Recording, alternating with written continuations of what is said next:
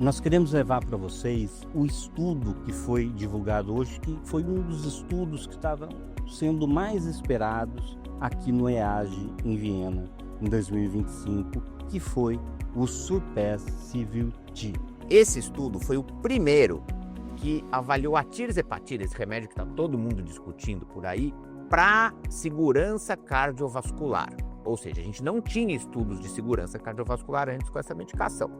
A população estudada foi diabetes tipo 2 com histórico de doença cardiovascular, a grande maioria com obesidade, IMC médio de 33. Então estamos falando aqui de uma população com obesidade e diabetes, que é a média, né, das pessoas com diabetes. Só que esse estudo foi um pouco diferente dos demais. A maioria dos estudos antigos com outros agonistas de GLP-1, a tirzepatida não é um agonista puro de GLP-1, ela é GLP-1 e GIP. E os estudos que existiam anteriores eram com GLP-1 puro. E todos esses, a grande maioria deles, comparava com placebo.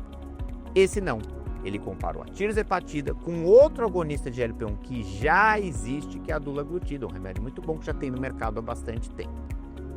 E para isso, então, a gente precisa entender o outro estudo da dulaglutida, voltar um pouco no tempo, que é o estudo Rewind, que foi publicado há alguns anos atrás e que mostrou que a dulaglutida foi superior ao placebo em reduzir risco cardiovascular numa população com diabetes, e nem todo mundo tinha doença cardiovascular, não. 60% não tinha história de doença cardiovascular, só alto risco, que é o que a gente vê na maioria das vezes. E a ideia desse estudo era ver se a tirzepatida ela era, no mínimo, não inferior à dulaglutida, ou seja, ela tinha uma eficácia semelhante, e tendo uma eficácia semelhante, visto que a dulaglutida no outro estudo foi superior, significa que ela também tem o benefício cardiovascular. E se esse efeito de não inferioridade fosse visto, ver se ela poderia ser melhor, ou seja, ter superioridade em relação à dulaglutida. Então, Cíntia, conta um pouquinho dos resultados para a gente. O resultado em relação à não inferioridade foi alcançado. A tirzepatida diminuiu 8% do mês em relação à dulaglutida, mas é interessante quando a gente vê a análise dos desfechos exploratórios. Houve uma redução de 16% da mortalidade por todas as causas no grupo que utilizou de tirzepatida. Nos outros desfechos exploratórios, é interessante trazer também a redução de progressão de doença renal e diminuição de albuminúria numa população em que 1/3 já usava inibidor de SGLT2. Então vai ter muita subanálise aí que vai ser publicada, análise de mediação para entender isso.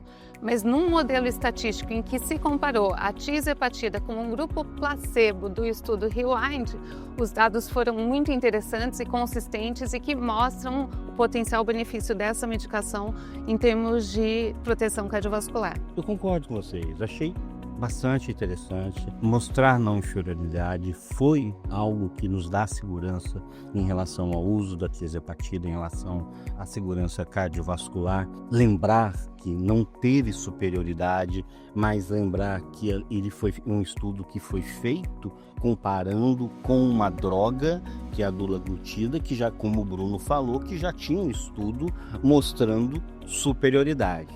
O que eu acho, e quando você fala sobre os desfechos secundários, né, e onde não são coisas que a gente pode afirmar, mas vale uma subanálise, vale uma discussão sobre isso, que foi a redução de morte cardiovascular. Para mim, isso. E para mim isso coloca a tirzepatida como uma medicação segura, muito parecida com a segurança que a gente já tem no grupo dos GLP-1s em relação à parte cardiovascular, sendo a tirza com uma maior perda de peso e uma maior redução de hemoglobina glicada. Lembrando que é uma população com diabetes, então dados em populações sem diabetes, a gente vai precisar outros estudos. Que estão por vir, que são os resultados aí do SURMOUNT-MMO.